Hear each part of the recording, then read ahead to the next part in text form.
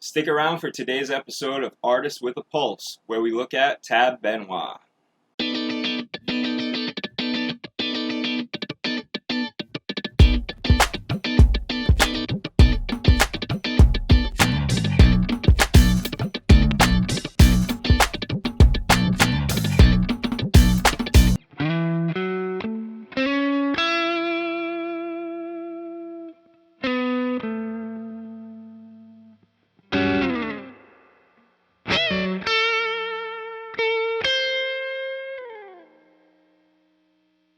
Hey, what's up, everybody out there in YouTube land? My name is John, bringing you some content here again for Overdrive Guitar Channel.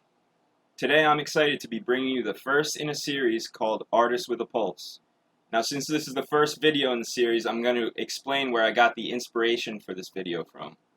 I was sitting in my office one day, right when I was getting ready to launch this YouTube channel, trying to think of good ideas for videos to try to kind of build up my arsenal before I actually launched the channel.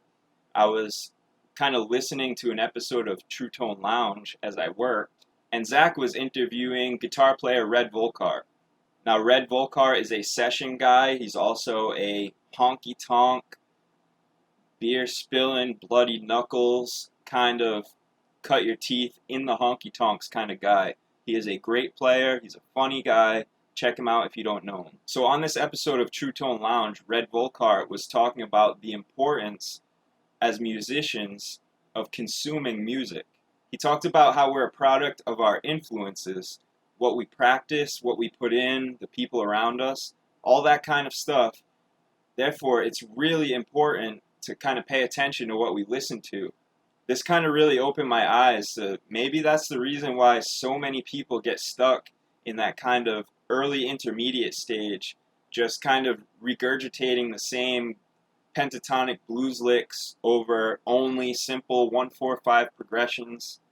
If that's what you want to play all day, every day, the rest of your life, it sounds good, more power to you, but I want more.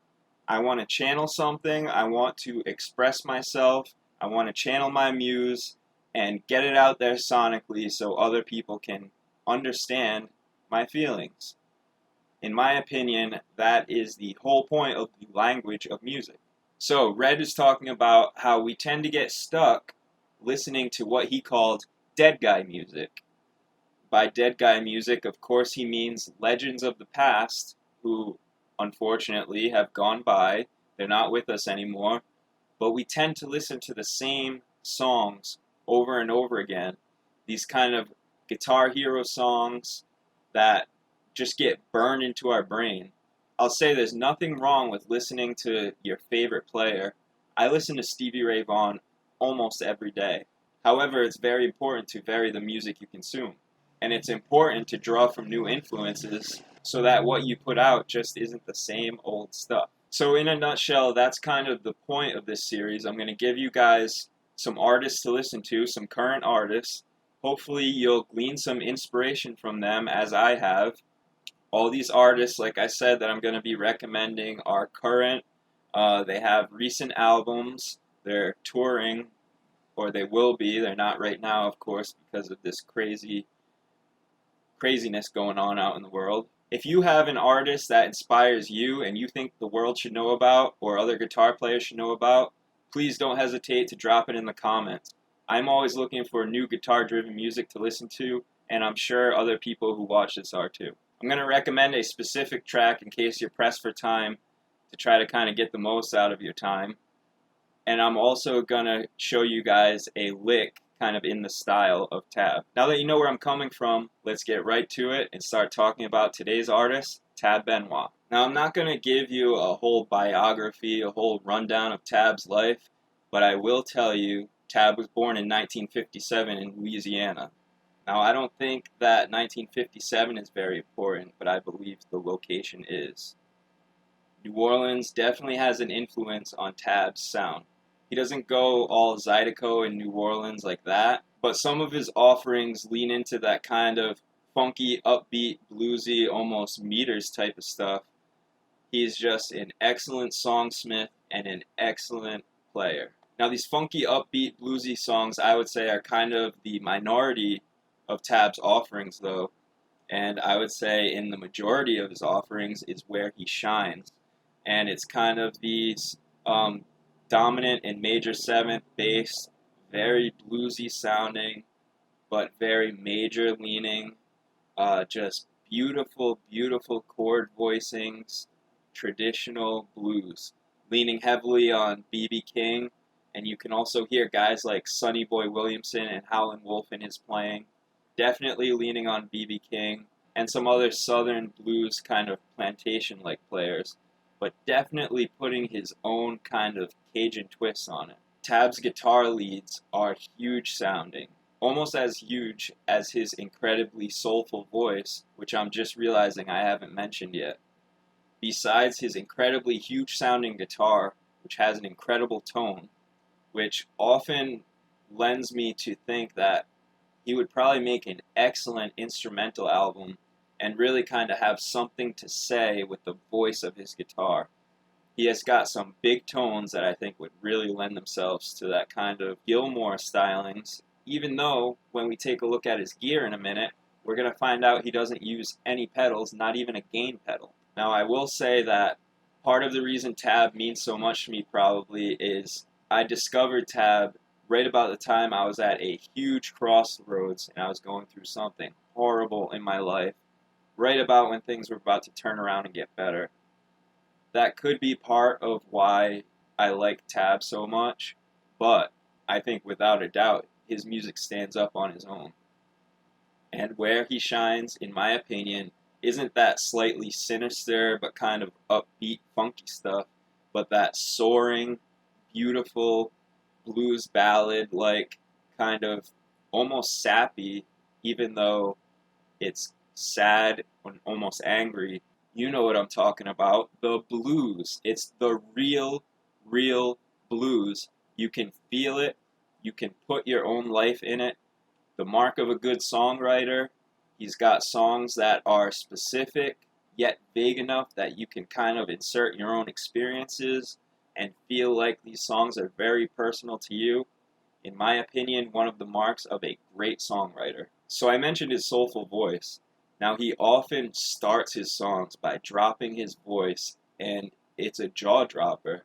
If I had a voice like that, I would kind of use it like that too.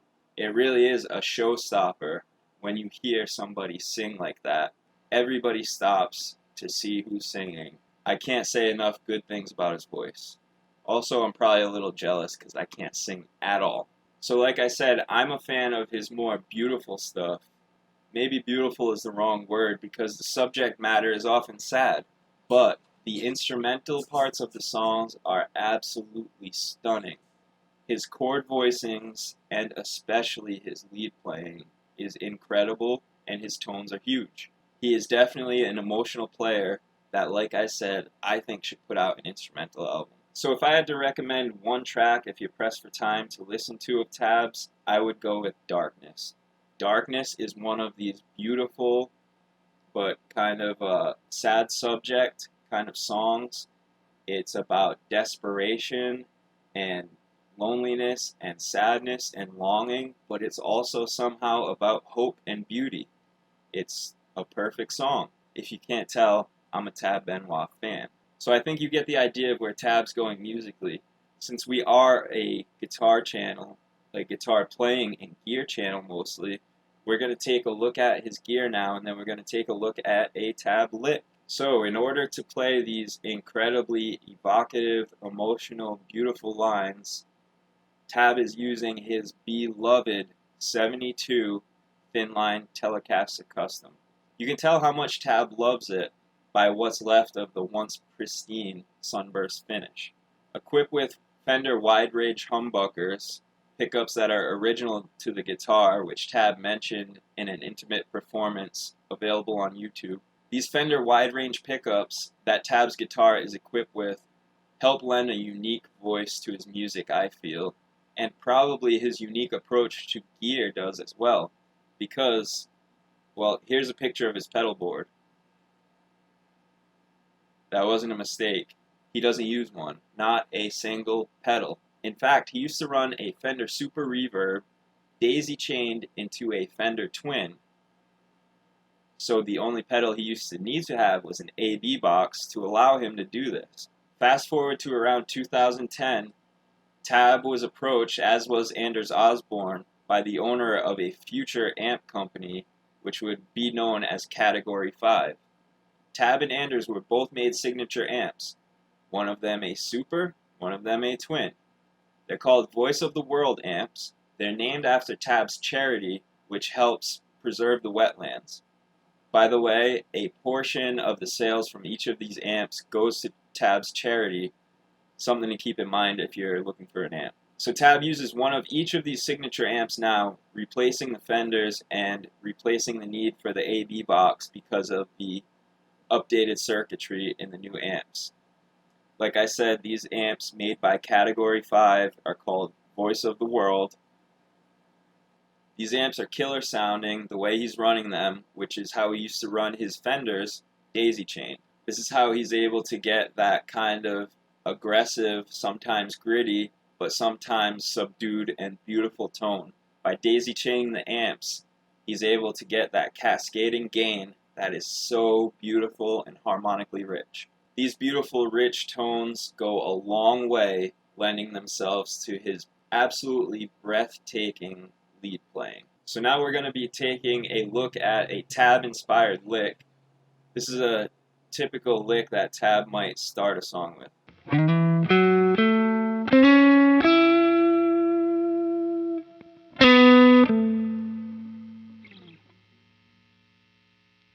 Okay, very simple, very elegant.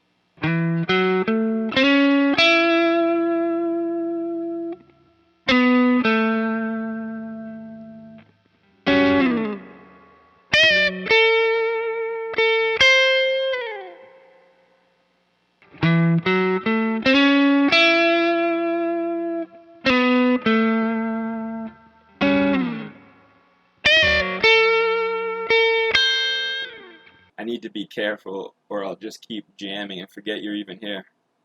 If you need some help playing that lick, it's going to be one of the featured blues licks in one of my upcoming go-to blues licks videos. If you don't want to miss it, like and subscribe. If you like my content, if you find it valuable at all, please like and subscribe so that I can continue my content creation journey. Thank you everybody and keep on rocking.